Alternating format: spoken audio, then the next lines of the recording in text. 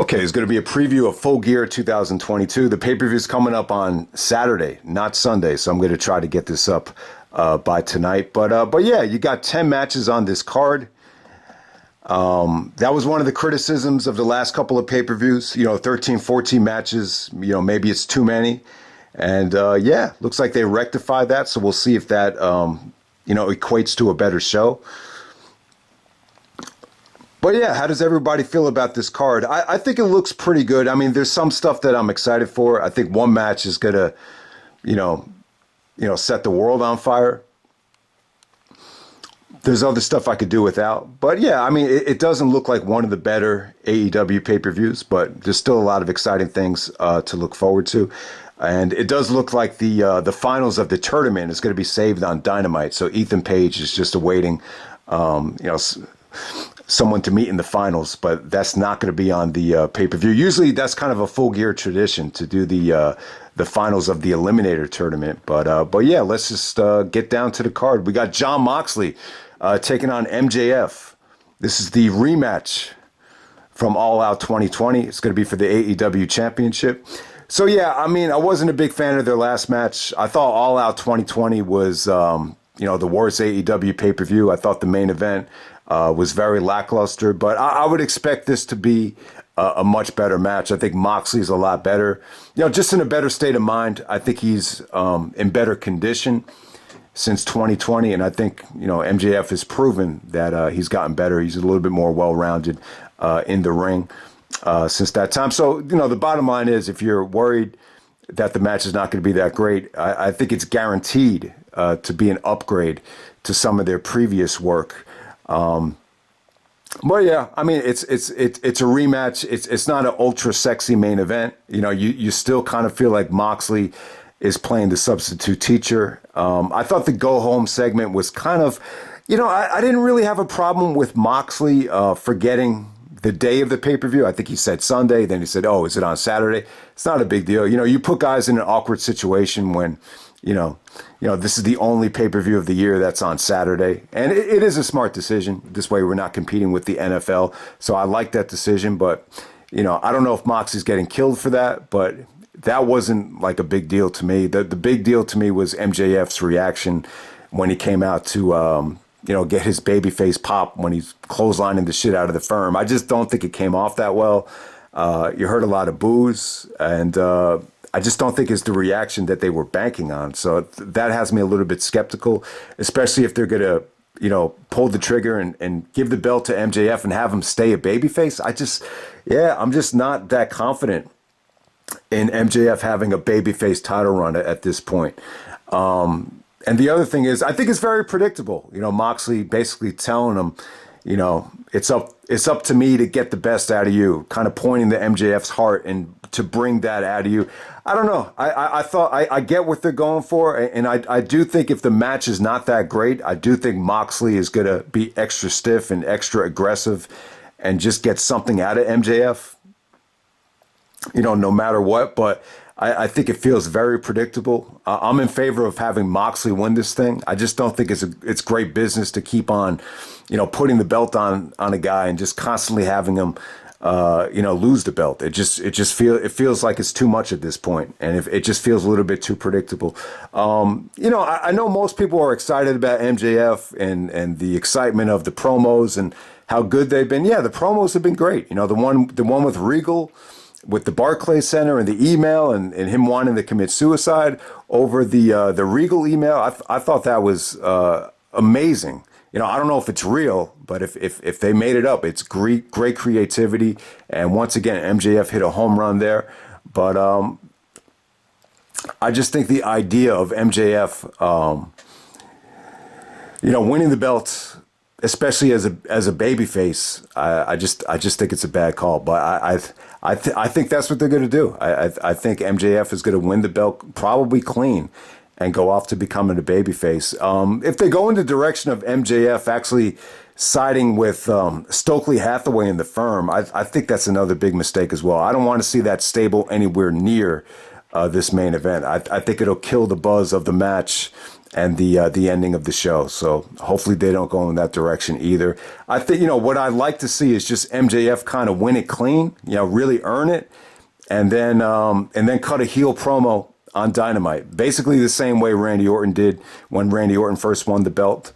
Like, he pretty much won it straight up, and then he cut an amazing heel promo the next night on Raw. And, I would have had Orton just stay a heel. The mistake that they made with Orton was just turning a babyface, and it was pretty much a disaster. So that's how I would kind of book it if they were going to give the belt to MJF. Just have him win it straight up and just kind of cut a reinforced heel promo and just have him stay a heel. So it should be interesting. It should be interesting to see how they book it. I think Moxie's probably the biggest underdog champion we've ever seen because, it just feels that predictable based on everything that MJF is saying. And, the contract situation as well. You almost get the feeling like they want to give the belt to MJF just to make him happy. Very similar to the Danielson situation back in Ring of Honor, where it's almost like they gave him the belt just so just because you knew he was going to stay if they did give him the belt. So, and kind of to have fun with this main event as well. I'm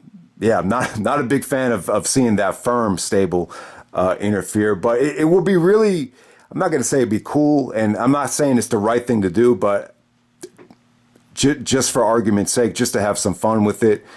We haven't seen CM Punk since All Out. The idea of having CM Punk actually help MJF win the belt, that'd be pretty interesting. You do have the situation with MJF, kind of borrowing that devil promo from Punk, where he keeps calling himself, I am the devil himself. And then Moxley countered and say, you're not the devil. So you almost kind of wonder, is that devil situation, is that going to have a payoff? And with Punk actually giving him the assist, it's almost like, that whole storyline will be coming full circle if that does happen. But I think it's a long shot, though. The thing with Punk that really kind of, I do want to mention, though, is I think the situation with, the Elite coming back, they're going to get a huge amount of momentum. And it's almost like if Punk waits until the injury heals, which could be until after WrestleMania, it's almost like does Punk lose all that momentum by the time the injury heals? And you almost say to yourself, maybe he's got to come back now. Okay, also on the show for the Ring of Honor World Championship, you're going to be getting Chris Jericho, Bryan Danielson, Claudio Castagnoli, and Sammy Guevara in a four-way match. Man, I don't know. I see why they're doing this. The four-way, it's definitely a nice little appetizer. I think at Final Battle, they're definitely going to go in a one-on-one situation with Jericho. You kind of get the feeling that the whole point of putting the Ring of Honor World Championship on Jericho was so he can main event Final Battle, so they could probably set a record for Ring of Honor buy rate if you have Jericho as champion going in the Final Battle. I think they're going to do Jericho and Claudio at Final Battle. I mean, they've done Jericho and Danielson so many times. Maybe they go back to Jericho and Garcia. Maybe that's a situation they could do a lot of different things at Final Battle. I mean, I'd love to have Danielson, go for the Ring of Honor World Championship, but I just don't see it happen. If I had to put money on it, I think Jericho retains, and they do Jericho and Claudio at Final Battle. But yeah, the four-way situation, it's cool. You got Danielson and Claudio. They have a history. Going back to Death Before Dishonor 6, they had a four-way there where Claudio turned heel on Bryan Danielson. So you almost think to yourself, do they do a replica of that? You had Jake Hager, or Swagger, whatever you want to call him, actually asking Claudio to jump over and become a sports entertainer. So, but yeah, I mean, just looking at this match compared to that, it's not the same level of talent. I don't think Sammy is as good as Tyler Black or Seth Rollins was. Back in 2008, but it's a huge match for Sammy. It probably is the biggest match Sammy's ever been a part of. So it'd be a great experience for him. He's had some wars with Bryan Danielson lately, which have been really, really good. But I'm not saying Jericho's looked bad. maybe Jericho steps his game up for this match, and maybe it's really well put together. It should be a great match. It really should. I'm just not crazy about it. And if I were to compare Jericho to Nigel in 2008, I would definitely say Nigel was the better worker compared to Jericho right now, which is pretty obvious. But it'll still be good. I just don't think it kind of reminds me of that match, but I just don't think there's any way it could pretty much top it. But you never know. You definitely have, with Bryan Danielson in the match, anything is possible. He's that good, and him and Danielson and Claudio are pretty much on the same level that they were in 2008. Maybe you could definitely argue that they're even better. So it's definitely an attractive match. I could just see this. The gap could be pretty big. I could see this being not that great, but at the same time, you still have enough elements in there to make it great. But four ways could be tough in terms of communication and pacing. But we'll definitely see what happens there. All right, next up, let's talk about the Death Triangle match. You got Pac, Penta, and Rey Fenix taking on the return of the Elite with Kenny Omega and the Young Bucks. God, this could be amazing. I mean, it really could. There's no weak links here. Obviously, the Young Bucks and the Lucha Brothers know each other like the back of their hands. They can have a classic with their eyes closed. Kenny Omega and Pac have amazing chemistry. So this could blow, this card out of the water. It really can. This could top the Revolution, 2020 match. That was Young Bucks versus Omega and Adam Page. I definitely think this could be better than that. This could be the best 6-man that we've had on soil in the United States since the Dragon Gate 6-man. So this is definitely going to be the match of the night. I would not be crazy about this opening up the show. I think if you have this, I can see this being the opener. I just can't. But I think if this opens up the show, it'll just be tough to follow. So I would actually put this in, maybe a little bit after intermission. You know what? I might put this on like right before the main event, and then you have the Jade. I would actually put the Jade match right before the main event, and have this go right before the Jade match. So yeah, it should be amazing though. The silver lining in suspending these guys is you just know Omega had enough time to heal up and is going to be 100%. So Omega looked great at All Out, but I would expect him to look even better at Full Gear. Also, you're going to get Luchasaurus taking on Jungle Boy Jack Perry in a steel cage. Yeah, I mean, I'd kind of seen enough of this feud. But I would definitely agree, though. I think the pressure is on for Jungle Boy. I saw the promo on Rampage where Christian was saying, maybe you're not that good. Maybe you're not one of the pillars of AEW, and maybe this guy should be one of the pillars in Luchasaurus. And I just think the feud kind of. I think the problem with the feud is the injury of the Christian. I think a lot of stuff kind of got postponed, but AEW does great steel cage matches, and they really give them a lot of room to operate. And I think Jungle Boy will be perfect for that match. And Luchasaurus really does kind of remind me of Kane, and yeah. It just looks like a situation where this is do or die for Jungle Boy, and if I had a bank on it, I definitely think he will deliver there. So it's still an attractive match. I just think it's time for Jungle Boy to really put the nail in the coffin, get this feud over with and move on to something a little bit different, because it does feel like a long time now that him and Christian have been at odds. But we'll see what happens. All right. Also, you're going to get Jeff Jarrett and Jay Lethal taking on Sting and Darby. Yeah, man. Awesome to see Jarrett back. I'll tell you, man, Jarrett is, God, one of the best mic workers in the business, one of the best heels. I think he's going to be a perfect fit for AEW. I can't wait to see Jarrett mix it up with guys like MJF and Punk down the road. And, I'll tell you what, man, I think Jarrett has gotten better. I think him doing the podcast every week with Conrad, it's almost been like therapy for him. Kind of going back and reliving, what mistakes he's made, what worked over the years, and just being a promoter, a performer, a booker. He's just got so much experience. And, even going back to the territorial days with his father and his grandfather, it's just, he just has so much experience. And, it seems to me like all he has to do right now is just focus on being a performer, and it's pretty easy for him. And yeah, man, I've just been really thrilled with his mic work in the situation with Flair, and ultimately I think that's why they brought him over. I think he was so good as a heel in that build-up with Flair's last match, and kind of reuniting with Jay Lethal, who he tagged with for Flair's last match, and he's going up against Sting and Darby. I think it's the first time that Jarrett and Sting have touched since Bound for Glory 2006, so it should be really, really awesome to see what happens there. So Darby said he'd been kind of lost, so it should be interesting to see if there's any sort of dissension between Darby and Sting. Also, you're going to get the Acclaimed taking on Swerve in Our Glory, the third match of the trilogy right here. So yeah, I'm kind of glad that they're going back to this. These two teams really have something special in the ring. Just the dynamic of the crowd, how over the Acclaimed have been, how much heat Keith Lee and Swerve have gotten.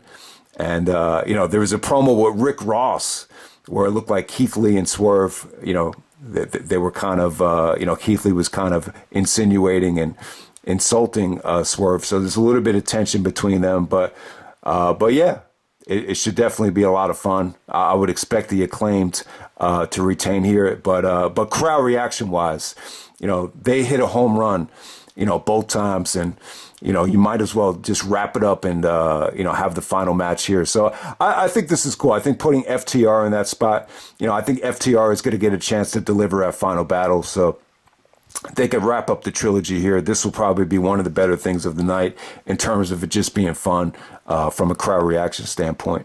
All right, what else do we not talk about? All right, we're going to get Wardlow taking on Samoa Joe and Powerhouse Hobbs, a three-way match for the AEW TNT Championship. Yeah, so Joe kind of turned on Wardlow over the last couple of weeks, attacked him from behind. Joe cut a really good promo, a heel-driven promo, kind of insulting the fans. And I think that's good. I think that's what Joe's got to kind of rely on. I think his glory days in the ring, I think they're pretty much over. I mean, when Joe was in his prime, it was just such a long time ago. But I think this company really does put a lot of, kind of like TNA did back in the day. They put a lot of importance on cutting, good, believable heel promos, and Joe is more than capable. He's almost just as good as anybody on the roster at delivering those types of promos. So it's a nice change of pace for Joe. But I don't really have much to say about it. I don't think it'll be great. But you do have three powerhouses in here, and it should just be very physical. Who knows? Maybe they'll surprise us and just give us a 10-minute sprint with guys just, beating the crap out of each other with, monstrous suplexes, and might be better than expected. But I would assume that they're going to keep this very, very short because of who's involved right there. And then, you're going to get three women's matches on the show, which is a bit much, but they all kind of make sense. Toni Storm and Jamie Hayter, they're actually very good friends. They're both from the UK. They both lived together during the pandemic. And I would expect Jamie Hayter to win this match. I think Jamie has really gotten over with the fans. She's got a great finish. That lariat is really over right now. I just don't think Toni Storm is really, I don't know. I think her winning the interim championship, I think it was kind of like a process of elimination thing. I just don't think it's gone that well. There seems to be somewhat of a disconnect a little bit, but who knows? I think out of all the matches, all the women's matches, this should probably be the best one. I think this should probably go earlier on in the show. This could definitely be the surprise of the night because I just don't think there's a lot of expectations for it. But out of all the female matches, I think this probably has the most potential in the ring. All right, the other female match, you got Dr. Britt Baker taking on Saraya. All right, this is more about gossip. It's more about, two really good-looking girls, two sexy women just at odds. I think the highlight of this thing already came from Dynamite, the back and forth on the mic. It really does feel like the fans have gravitated more towards Britt Baker because she's from AEW. She wrestled here during the pandemic while, Paige is pretty much the WWE superstar that wrestled in the Garden. So, it definitely does feel like a lot of the fans have kind of gravitated towards her. But she definitely is a great fit for AEW. Now, she touched on it being a rebel company, but Paige really does have a unique look. She almost has like that punk rock, sexy, gothic type of style to her, and I just think she's definitely a great fit for the company. But in the ring though, it's tough to expect a lot. I really don't remember how good Paige was in the ring. It's been such a long time. I can't really remember how good she was. I know Britt really needs to be in there with someone superior, or a gimmick type of match like she was in with Thunder Rosa. So I wouldn't expect a lot from Britt Baker and Saraya. But yeah, I mean it's a unique matchup because of the dialogue between them. I think the video package would be great. I think the atmosphere will be pretty good as well. I think it'll be a split crowd. It should be a lot of fun to watch. I just wouldn't expect anything monumental from a wrestling standpoint. And then the Jade match. So I would definitely put this on right before the main event for the TBS championship. So Nyla's actually carrying the TBS title right now, which is cool. It's a nice change of pace. I think it makes you want to see Jade, take it back. It's something different. Jade is not going to lose anytime soon. So it's a nice change of pace. She's wrestling someone that's a lot bigger than her, larger than her, that weighs more than her. So it almost does kind of make for a more engaging situation. Wouldn't expect this to be great, but it's definitely something a little bit different to see Jade actually trying to get a belt back instead of the other way around. So it's definitely unique. But yeah, I guess that's pretty much it, guys. That's pretty much it for Full Gear 2022. Hopefully it's a great show. In terms of matches I would recommend to check out, it really wasn't a lot. I mean, I'm not going to crap on the product and say, oh, there really wasn't anything great. There was a couple of good stuff, but it wasn't like it was last year. I remember last year for the Full Gear preview, I had like a Danielson section, a Punk section. There might have been like 20 matches over the 3.5 star level, but just in terms of stuff that can make like your top 20, top 25 matches of the year, I really liked FTR versus Swerve in Our Glory. I thought that was a great match, the number one contenderships, and FTR actually loses to Swerve in Our Glory there. That was definitely something I would check out. Obviously, the Bryan and Sammy Guevara matches were really good. The 2 out of 3 falls match, that felt like more of an adventure. It was a main event. It was very well booked. Danielson got all bloody. He was going after the injured eye, Sammy. I thought the match was really good because of Bryan, but Sammy got good heat. He's a unique looking guy. He's very athletic. I still think there's room for improvement, though. There was some, like a little bit of minor botches, so I wouldn't say that Sammy is, as good as Tyler Black was in 2008, but this was definitely a good experience for him to go up against Bryan. Obviously, Bryan's very giving and wants to do a lot to help guys like Sammy and Daniel Garcia out. So, I thought the 2 matches that they had, that was probably the highlight from a wrestling standpoint of the fall of 2022 for AEW. And then, a match that I wouldn't say was great, but, I didn't really watch a lot of Rampage. And I hate to say it, it's tough to watch Rampage. It really is, even though they promote the shit out of it. I'm not saying it's becoming like Sunday Night Heat, but, it's clear that, Dynamite has the best stuff. It really felt like a year ago. It was a little bit more spread out, where you get Punk on Rampage and you get Danielson versus Eddie Kingston on Rampage. But I did check out Orange Cassidy versus Shibata with Mike Tyson doing commentary from Atlantic City. It was definitely a lot of fun. I wouldn't say it was great. Some people might not like the ending with Shibata losing to the Superman punch, but it was really, really cool. It was more of a fun match. Shibata definitely brings a layer of legitimacy to AEW. So, yeah, it was really cool. But that's pretty much it, guys. That's Full Gear 2022. Hope it's a good pay-per-view. And I'm out, all right?